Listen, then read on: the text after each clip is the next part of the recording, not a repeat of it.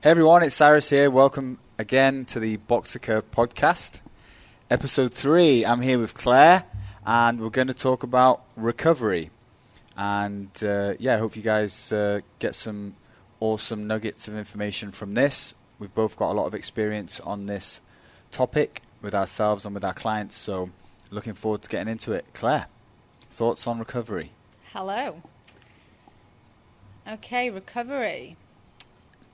Well, I think recovery all comes down to managing stress and balancing out the nervous system with your parasympathetic state, which is rest and digest, and your sympathetic state, which is your flight or fight.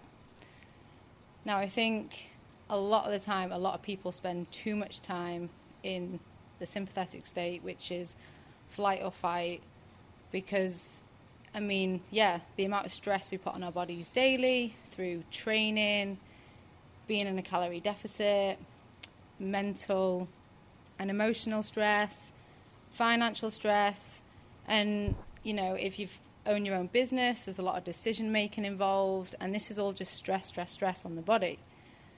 So if we're not putting the work in to recover, we're actually affecting our progress and stopping adaptation occurring. And without adaptation occurring in your body, you're not going to see those results that you want. So recovery is so important, and we don't spend enough time putting in the practices to make sure we're recovering optimally. Well, it's not only not progressing, but you're actually regressing and getting sick. Yeah. A lot of the times, especially in Dubai, with the culture of, working hard, making more money, the mindset on people that live in Dubai, especially from, if you've not born in Dubai, it's they come to Dubai to make money and work hard and save and go back to their home country, with some savings. And so the mindset here for a lot of people is very much like work, and it can make you sick. Absolutely. Right, so guys, I've got a list of things that I want to talk about here, and I've put they're not necessarily in order, but I feel that the first one is the most important, and then the rest is just random. Sleep. I'm going to talk a little bit about my experience with sleep and how I know my body. Claire's going to talk a little bit about her experience, and then I'm going to give some tips for sleep. So I've experimented with lots of different sleep patterns and lengths of sleep, and I know myself the perfect amount of sleep for me, if I didn't have an alarm and I could just go to bed on, in the ideal scenario every day on the right time and wake up naturally, it's 9 hours. My body needs 9 hours. And I've done 6 hours, I've done 7 hours, I've done 8 hours. At the moment, I'm getting eight and a half. And that's functionally okay for me. I don't feel too tired during the day. I feel rested when I wake up. But I know that if I went to bed a little bit earlier, it would be 9 hours naturally. So, again, a big part of this is knowing your body. The range of sleep is between 6 and 9 hours for most people. That's a big range. What about you? What's your experiences with sleep? I agree. Sleep is massive, and people don't realize the effects of poor sleep on, not only on your body but your mental health. It's not prioritized. No. It's the first thing to get pushed back, right? Yeah. So I think like you said, going to bed at the same time every day and waking up at the same time, it really does help. How many hours sleep do you get? When I was in the UK, I was only getting 6 hours sleep, and I was really feeling it, and I was fatigued, and I knew I wasn't getting enough sleep, and then not only was I not getting enough sleep, but it was really disturbed as well. So I'd be waking up 2 or 3 times during the night. Yeah. And I knew that it's not good for your body. Since I've been in Dubai, I've actually, prioritized my sleep, and I'm now getting 8 hours, and it makes such a difference. Yeah. Going to bed at different times every night and waking up different times every morning, your body's all over the place. So I think, having a bedtime routine and a morning routine is huge to, improving your sleep. I mean, on the weekends, I think it's nice to like have a window. Like, you don't have to go to bed at the same time and wake up at the same time on the weekends. But, just make sure that window is not too big, because then you're going to wake up and feel almost jet lagged. Yeah. So I think, just keeping 1-2 hour window is you go to bed at 10 normally during the week. You go to bed at 11:30, maybe even 12 on the weekend. Yeah. You keep it within a close range, so your body's still used to going to bed at that time. Yeah, definitely. Just not, keeping that window too big. And I also think that it's okay if, during the week, there might be a couple nights where you're just not able to get as much sleep. You might have work commitments, or life just might be a little bit more busier. But I think as long as, like, by the end of the week, you've got your sleep in somewhere else, then you make up for it.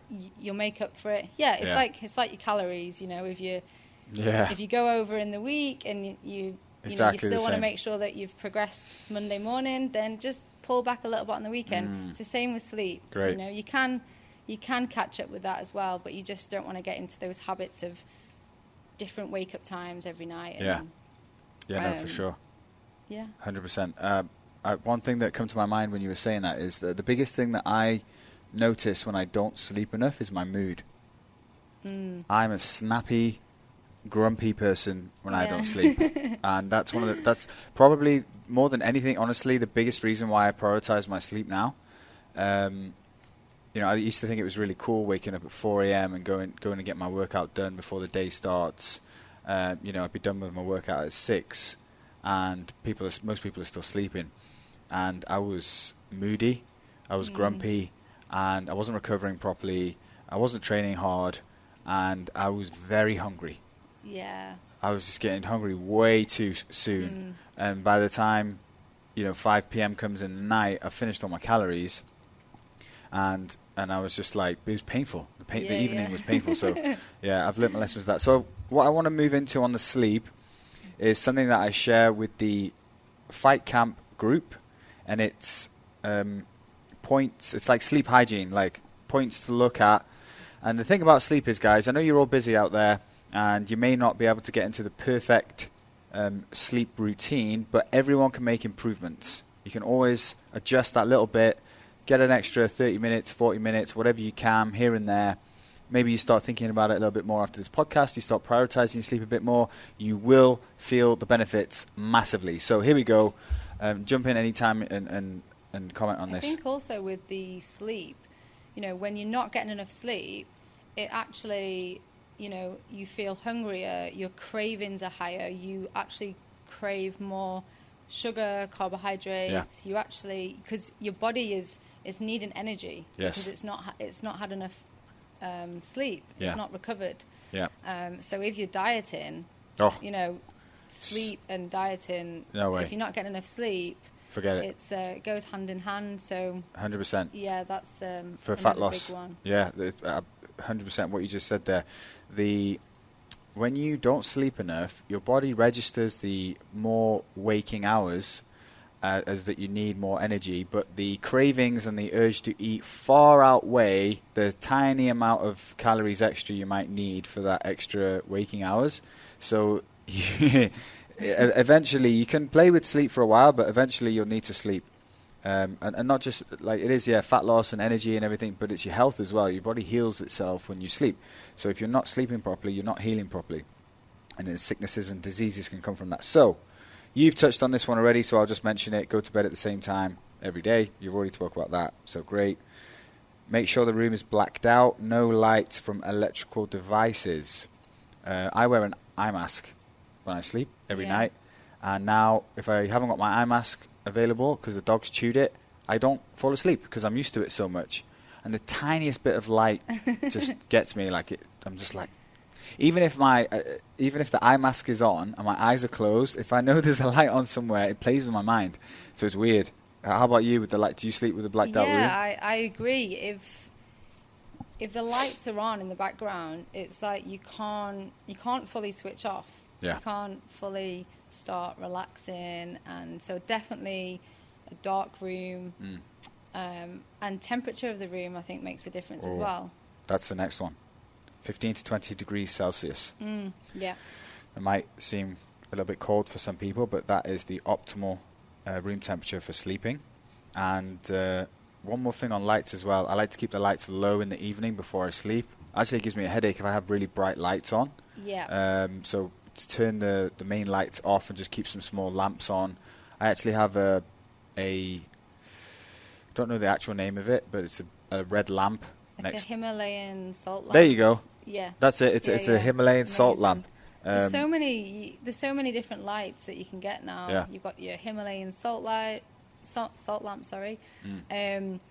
or I used to have this one in the UK. It's called a Luma lamp. Right. And what it does, it's instead of having an alarm, because I hate the sound of an alarm in the morning, you set it for whatever time you want to wake up, and then what it does, like 30 minutes before you do your wake up time, it just slowly starts like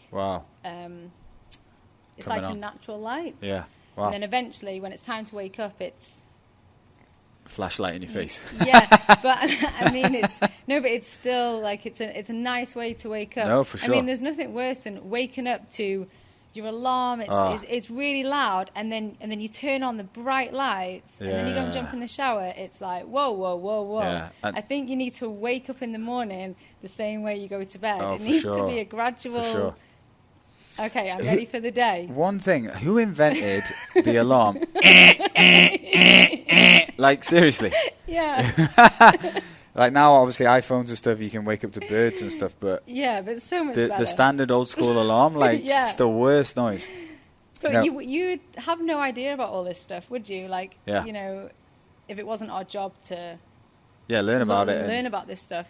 You know, you would just wake up to your alarm on your phone and, you know, turn on the bright lights and like, whoa. Yeah, no, it's too much. If you can wake up naturally, it's better. Now, most of you are probably smiling right now saying, yeah, whatever, Cyrus, you know, you've got no kids. But if you can arrange your sleep schedule so you wake up naturally, it's better, or as close to that as possible. Yeah. Room temperature. So don't have a TV in your bedroom. The bed is only for sleeping, so your body gets used to that habit. When it gets into bed, it's time to sleep, so it automatically starts getting into that sleep mode. No caffeine past 1 p.m. Do you drink caffeine? I do, but my cut-off time is a little bit later than that. I'm around like 3 o'clock. Okay. No caffeine after 3. How much caffeine do you have in a day? I probably have 2 cups of coffee. Okay. Yeah. I can't drink coffee because it's my body's extremely sensitive to caffeine. I can drink it, and I do drink it sometimes, but I'm in for a ride when I do drink it. Because I'm buzzing for like 3 hours, and then I crash, and I'm yawning, and I feel extremely tired with coffee. Can have a tea or two, and it's okay, but I'm still, even for tea, I'm extremely sensitive to it. I have a tea, I'm buzzing. It's weird, I don't know. I wish it wasn't like that because I love coffee. I love the smell of it and the taste of it. Yeah, I think a lot of people, drink coffee and they just get so used to it that they almost just become, they stop actually feeling the effect of the coffee. I think it's good to have a break. Yeah. Difficult because I've also been addicted to coffee as well. I know what it's like to go cold turkey on it. Yeah. But a break, rather than just drinking more and more and more and more coffee and being wired all the time, I think a break if you can do a 30-day break. This is why I love Ramadan so much. When Muslims fast for Ramadan, it's 30 days. They don't eat during the daylight hours. Yeah. And so it gives the body a chance to rest on these things like caffeine and stuff throughout the day, and also fasting. We're not going to get into fasting. I'm going down a rabbit hole here, but the coffee factor for people that I know that fast for Ramadan, it's great. They feel amazing after it. They feel like sluggish as hell for the first 7 days.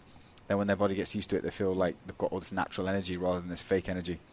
But don't worry, guys. We're not going to tell you to quit coffee because we know that coffee is life. Yeah, it's.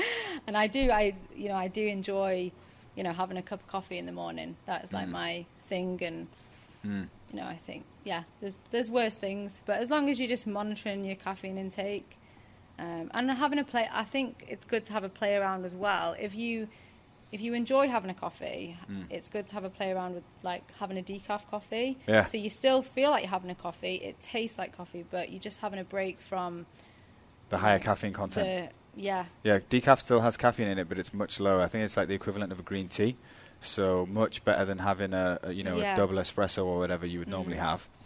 One thing I was going to say on caffeine, a lot of people say, I can sleep fine after coffee. I just have a coffee in the evening and I sleep okay.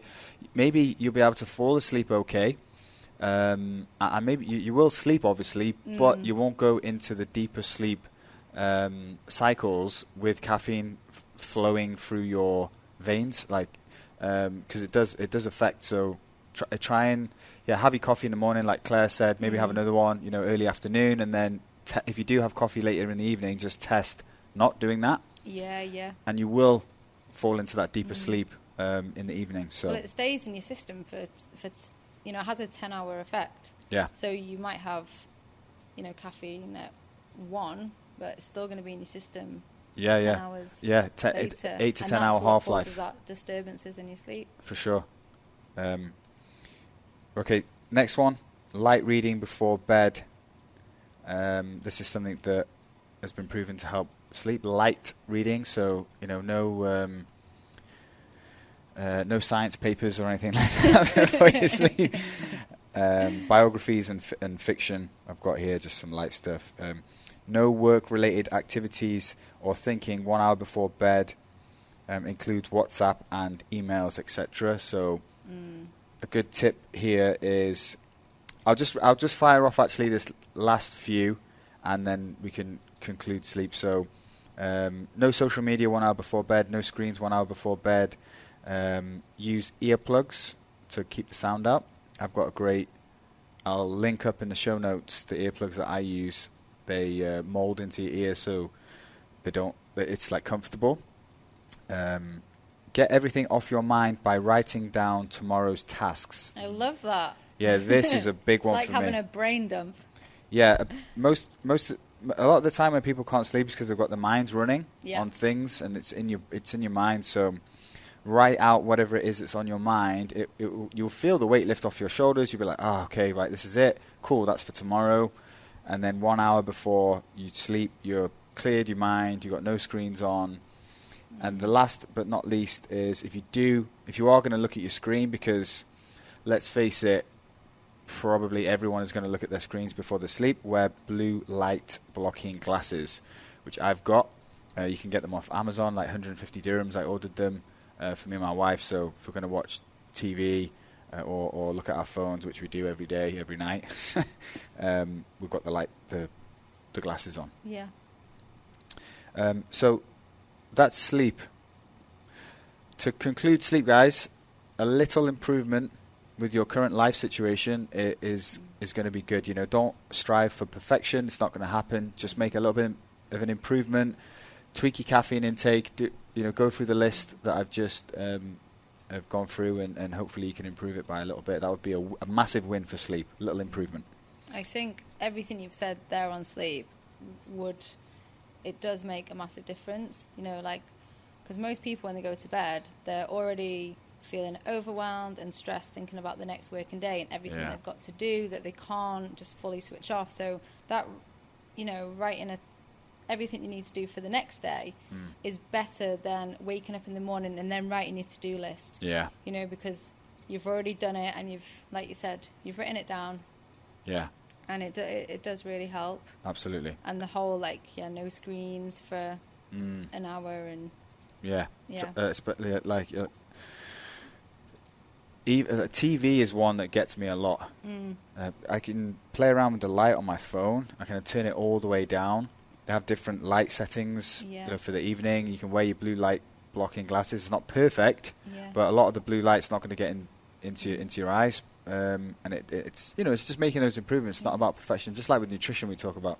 And you can set on your phone, this is what I do, but I have a cut-off time on my phone where if you try to call me, it won't come through. Oh, cool.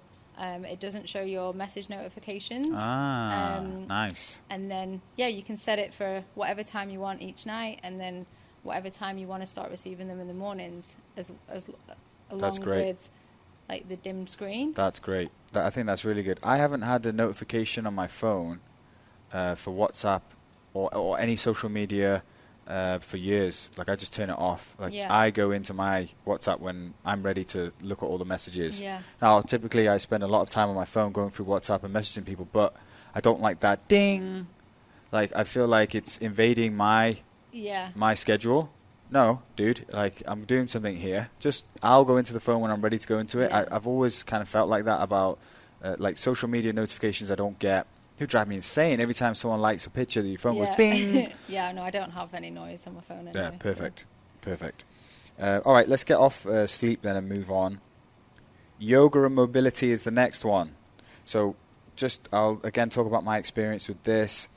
Every injury I've had, every serious injury, has been because of not stretching enough. And that is a fact.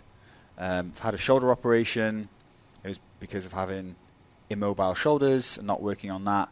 And I had to have an operation. And I've got L4, L5 disc problems in my back, which will stay with me for the rest of my life. Again, because I wasn't focusing on my recovery and my mobility.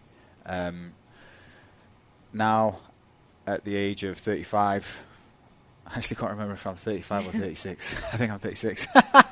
I do yoga for an hour a day. And that's something that I've fit into my schedule and prioritized it. And my body has never felt better. So, maybe you haven't got the time or you don't want to do yoga for an hour a day. But some sort of mobility is going to have to be... You're going to have to put it into your schedule. I do know as well, I will say one thing before I let you talk about this. We are all individuals on this as well. I know some people that are genetically flexible and they'll train and do all the weights they want and they're just still flexible. I'm like, how? When I train weights, I get very stiff, especially like the boxer classes. We've got the strength side of the room with the dumbbells. Like, that's enough. Even with the 10 kilo dumbbells, is enough to make me feel stiff the next day. So, on to you. What's your experience with mobility? Well, I will definitely admit that I do not stretch enough and do the mobility that I know I should. Like a lot of people just go into the gym, you do your workout, and then you walk out.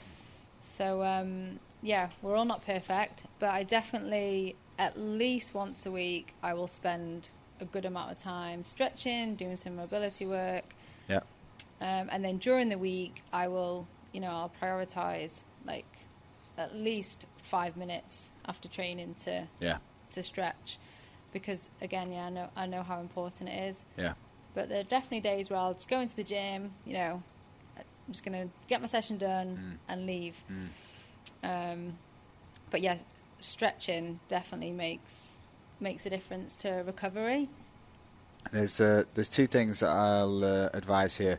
So I'm on the extreme side of the scale with an hour a day of yoga, and Claire is doing, let's say, the minimum maintenance mobility. 5 minutes after your session. Well, sometimes I'll do, I'll sometimes do 5 minutes or 10 minutes or 15. Right. Okay. Yeah. So there you go. Depending on how much time I've got, but I will always prioritize 5 minutes. 5 minutes, okay. But anywhere from 5 to 15. Yeah. And then I will say though, prioritizing 1 day a week where it's just, you are quite a flexible person. Yeah, naturally I am flexible because I did gymnastics when I was younger. Right. And I did some dancing.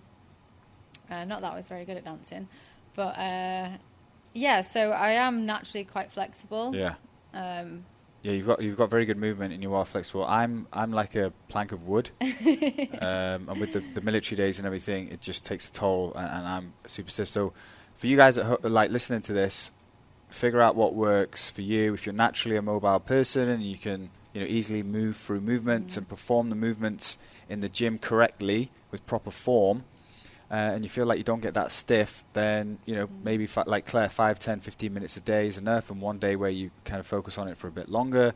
If you are super stiff, trust me, when you start allowing time to mobilize your body, you will feel amazing. For me, it feels like when I don't stretch that I'm being restricted, and I'm something like a rope is wrapping around my body, and it's keeping me stiff. And when I stretch, I just feel like, wow.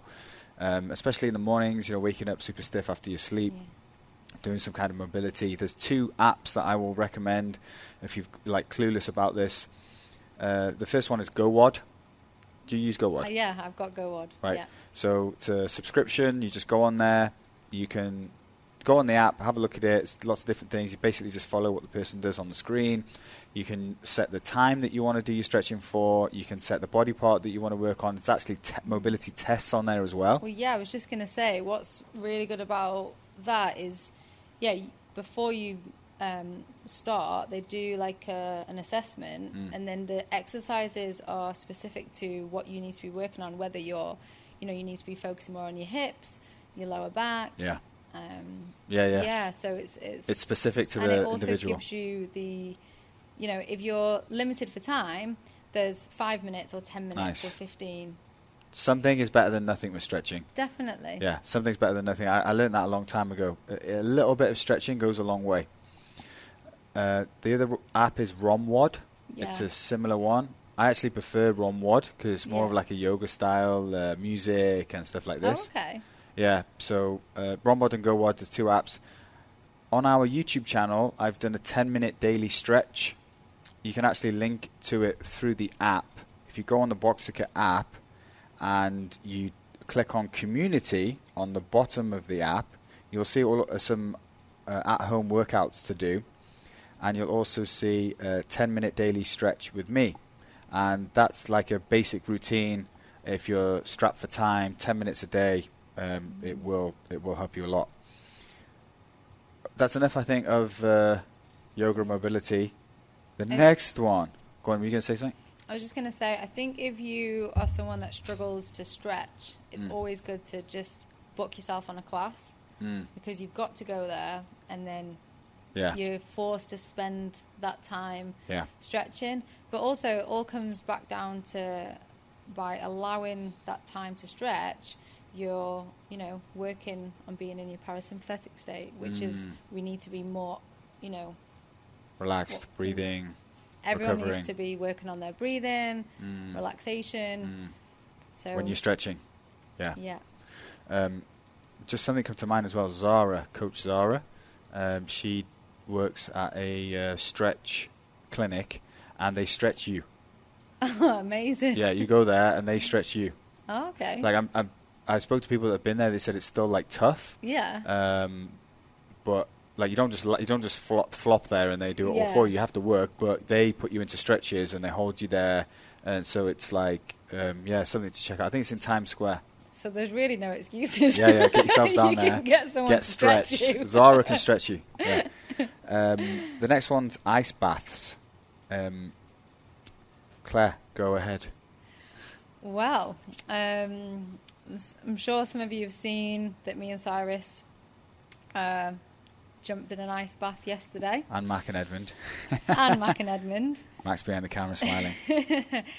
And we were doing that because we wanted to try it out, because I've organised for our social event, which is called Face Your Fears. You're all going to be trying it. And so we're looking at, we've got the next social is going to be drinks. Yeah. And then the one after that, it's going to be end of July.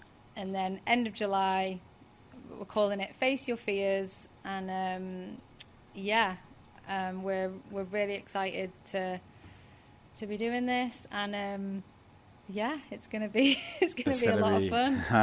It's going to be a crazy one. So Claire's idea, let's get the members together and do a social event where we go down and do cold water therapy. And this is, the event's going to be amazing. It'll be so much fun. We tried it out We've set the temperatures, the same temperature for everyone. Yeah. The lady there, Laura, is really nice, extremely knowledgeable, and she does the whole thing. I wasn't expecting that, actually. She talks you through it. Yeah, she's great. The breathing is on, so you can follow the breathing meditations when you're in the cold water. Mark and Edmund actually handled it really well. Their water was slightly warmer than ours.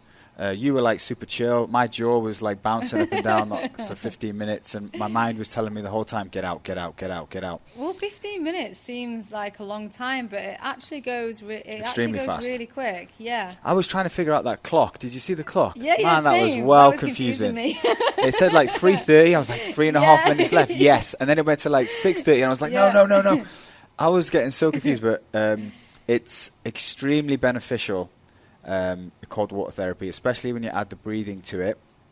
And this is something I've been experimenting with, not as cold as this, but previously, and I slept so good after it that get the blood flowing into my hands and all the sore muscles and everything. I felt recovered after it, so I am very excited to have the members come down when we arrange it. Yeah, and, it's gonna be try awesome. It out. So there's 6 baths there. We'll stagger We'll stagger it so you can all come at a set time, and the coaches are going to get involved as well and jump in the ice, and we'll have some fun, and it'll be super fun. So more on that to come, right? Yeah. Optimal training volume and rest days. Typically, people we all enjoy training, and we all enjoy coming to the gym, having fun. That endorphins, that feeling you get after it, it's extremely addictive. But the other side of that is you can actually do too much of a good thing. And I just wanted to talk to you, Claire, about optimal training volume for yourself, for your clients, what you recommend. I know it is individual, but as a broad kind of advice for that. Yeah, I think it all comes down to what you can recover from, because, like we said, if you're not recovering, your body's not able to adapt. So people think that more is better, and there's been times where I've had that mentality where, even if I'm really, really sore, I'll still go to the gym the next day because more is better. But actually, as the years have gone on and I've gained more experience, it's actually minimum effective dose, which is better. 100%. And it's working within what you can recover from. Yeah. And another thing, training to failure is not always, it's got its place. Yeah. But it's not. It's not something that you want to be doing all the time. No, so I always my advice with my clients and the way I train myself is I always work at 95%. So I stay 1 to 3 reps shy of failure. Yeah. Sometimes I'll take it to failure, but I think as a rule, it's always just leaving a couple in the tank and not always exhausting. That exercise every session.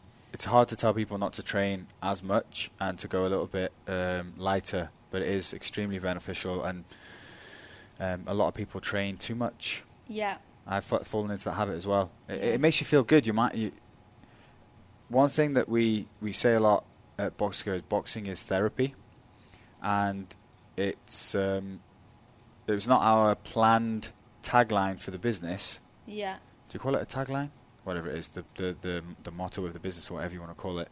It's find your inner hero, which has a place here as well. And it can mean so many different things, but boxing is therapy. Just after the COVID and everything, when people started coming to Boxco, they really, it hit a point with people. So my point is, coming to the studio, smashing the bags, getting a good workout, getting a sweat on, makes you feel good. You get the endorphins after it. You go away feeling relaxed and chilled. You got your anger out on the bag, and it's your daily therapy. But it shouldn't be your daily therapy in the studio, because training every single day at Boxco is way too much work. Yeah. So take-home points for this is my advice: come to the studio 3, 4, maximum 5 days a week. And the other days, go for a walk, rest, recover, come back stronger the next day, and find your optimal training volume. I do know that the first sign of overtraining is mental.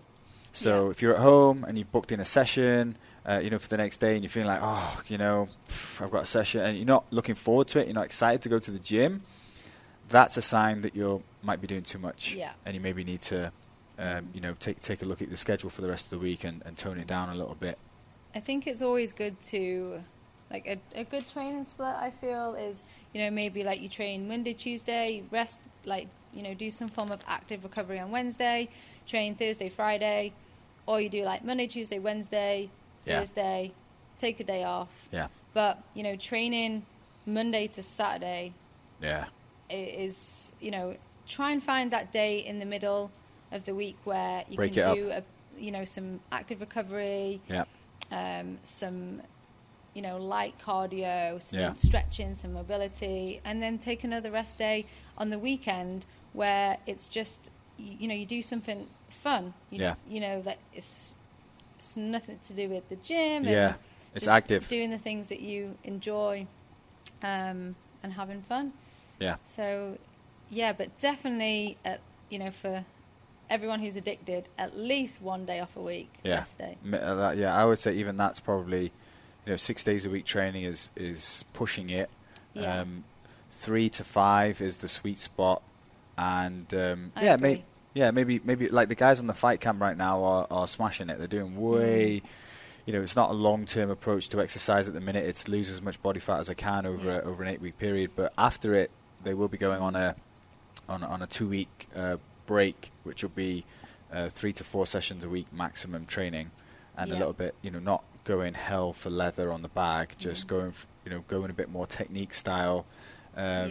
Like a deload. And Leaving the gym feeling, getting the endorphins, having a good feeling, but not being absolutely exhausted because you like pushed the weights and you pushed did as many punches as you can in the 3-minute round. So different intensities as well.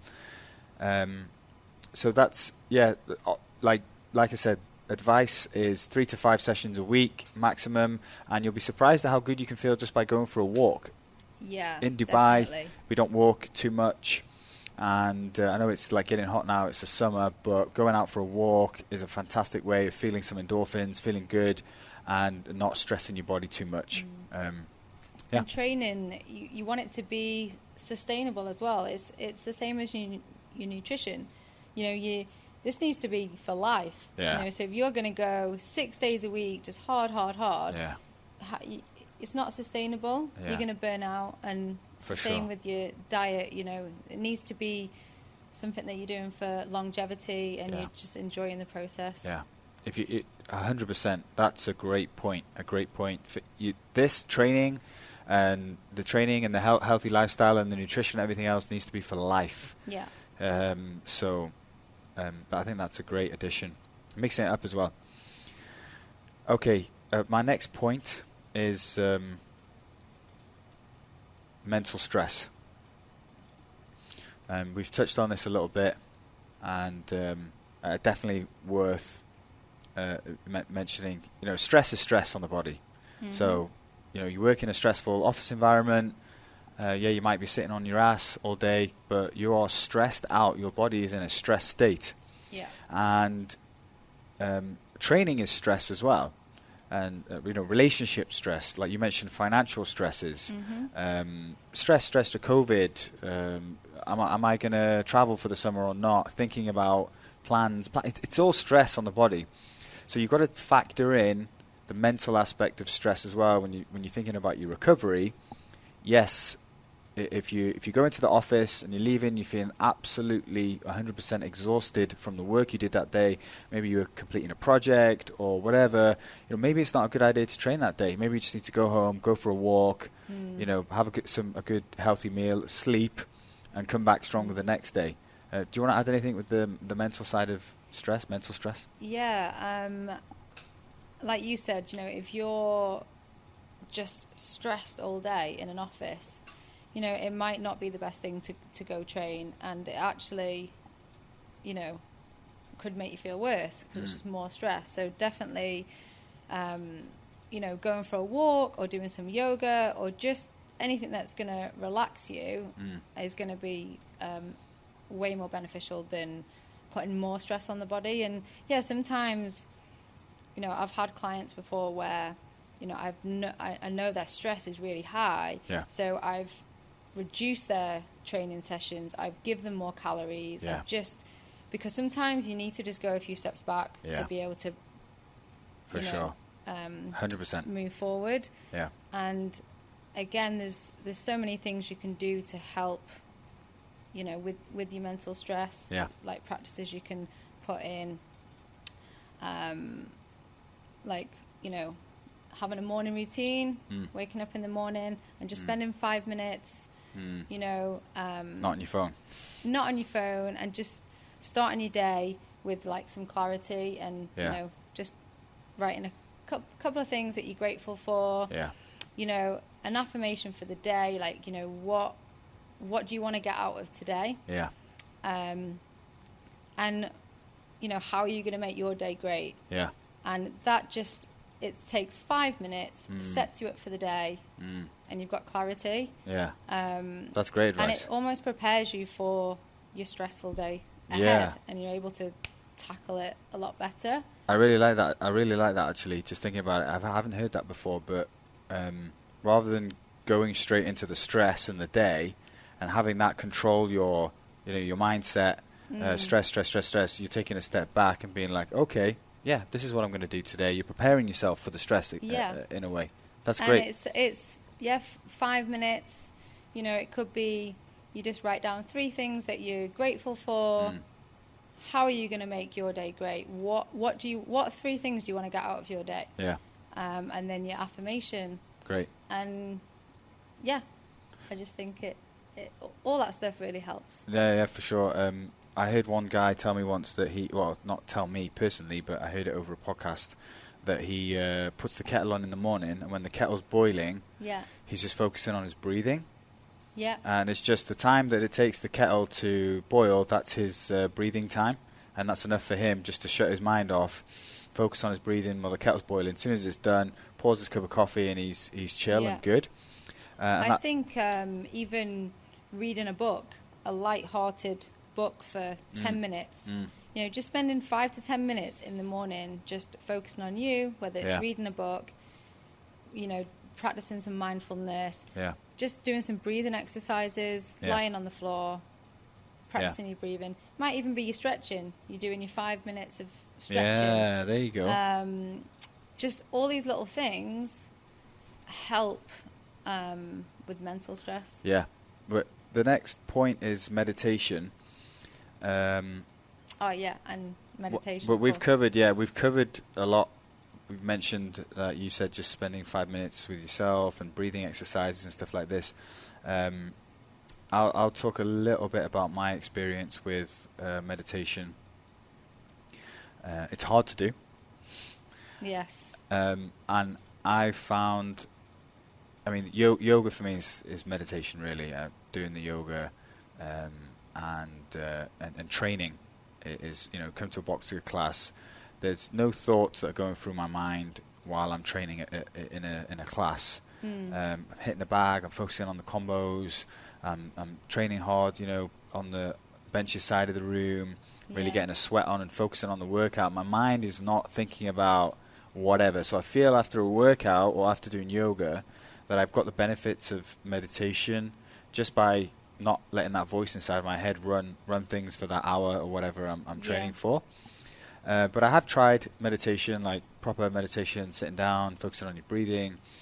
Quite a lot, actually. One piece of advice I would give people, it's massively beneficial to meditate. And again, with the stretching thing, a little goes a long way. And one thing that really helped me was someone told me, it wasn't someone telling me again, it was something that I read from Eckhart Tolle, where he says, focus on your breathing and your inner body, and you'll automatically start meditating. Yeah. So you're not trying to focus on nothing and clear your head. That's impossible. The voice inside your head will never stop. Yeah. But you can focus on your inner body. You can feel your hands, your arms, your inner body. You can focus on your breathing and everything that's going on in your body, and that will close your mind and shut it off for a period of time. And that's really what we're going for with meditation, closing that voice that won't stop that doesn't stop in this your mind, and trying to slow it down and stop it for any amount of period of time. So focusing on, if you're going to try meditation, my advice would be focus on your breathing, focus on your body, and anything to add on that? I think with the meditation, it's give it time.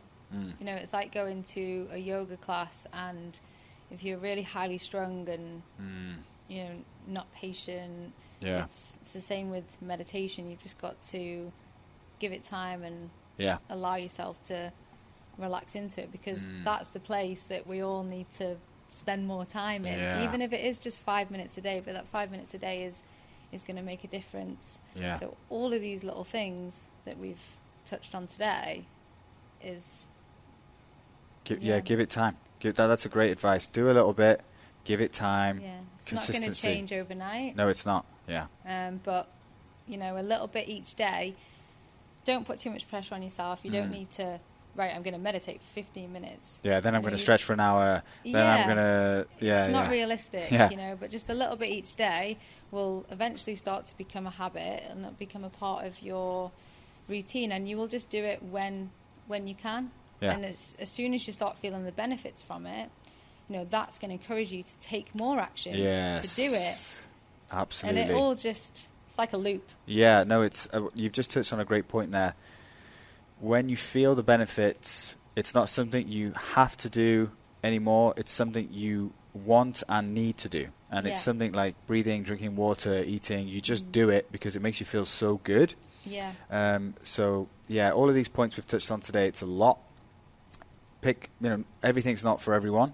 Pick one or two things, try it out, see how it goes. If it doesn't support you, move on to the next one. Don't stress yourself. More stress thinking about, oh my God, where am I going to do my yoga? I mean, Jesus Christ!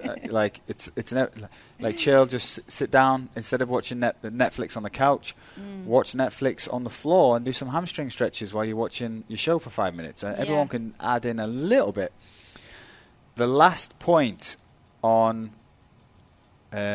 recovery today is nutrition, because and how it relates to stress, because if you eat junk food in high portions, it's stress. Your body has to deal with the junk that you put in your body, and also like alcohol as well is stress and toxins and alcohol and everything else. So it's definitely something to keep in mind when you do eat healthy foods. And I always say 90% of your diet should be natural, healthy foods that come from the earth.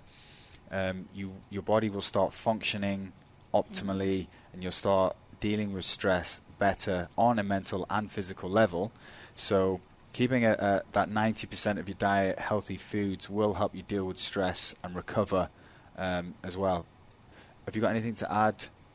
Nutrition? Yeah, I think nutrients are really important, and it's not always just about calories and then just eat whatever you want as long as it fits your calories. Your macronutrients do matter, because you've got to make sure you're getting a good balance of everything, so you're fueling your performance at Boxica in the gym. It's helping your energy levels. So it definitely, everything that you put in your body as well, all has an effect. Absolutely. Some people don't realize, like, your metabolism is thousands of chemical processes that are happening at any one time. And all of your metabolism, everything your body does, think about your reproductive system, your immune system, everything, your skin, your bones, your everything requires energy. And that energy comes from food. So the food you eat actually becomes you. Your body uses it, and it becomes your body. It's crazy. So imagine you're putting all that junk. People, like, you eat crap, you feel like crap. You eat crap, you are crap. Pretty much. So think about that as well. And like little things I do with nutrition. Like, I have blueberries in the morning. I try and have blueberries. If you see my Instagram, this last week or so, I haven't posted that much, but before I'd always have like a big bowl of blueberries in the morning, because blueberries help your brain. They help you focus. And there's small things like this with nutrition that you can add in. Turmeric's great for inflammation, taking it down, and there's so many different things. Everything we need as humans to adapt to stress and help with stress is there naturally in nutrition, in food. Food is medicine. And it's the morning is actually perfect time to have your blueberries, because during the night your glycogen levels are starved. So to wake up in the morning and have blueberries, it's actually the best time of day to eat them, because whilst you're sleeping, everything's being starved. So you're waking up and you're replenishing. Nice. Everything ready for your day. Perfect. Blueberry sales have just gone up. Three people listening to this have just went out and bought blueberries. I always have blueberries for breakfast. Yeah, I have blueberries a lot as well. Yeah, no, it's great. Okay, well, we have hopefully give you guys some things to think about and implement. The Face Your Fears Challenge will be happening one of the weekends at the end of July. We're going to nail down a date and post it on social media and WhatsApp you guys about that. Super excited to get everyone in the cold water. And out of your comfort zone. Yeah, exactly. Straight out and into that cold water. But feel amazing afterwards. I'm going to feel the pressure though with everyone there watching.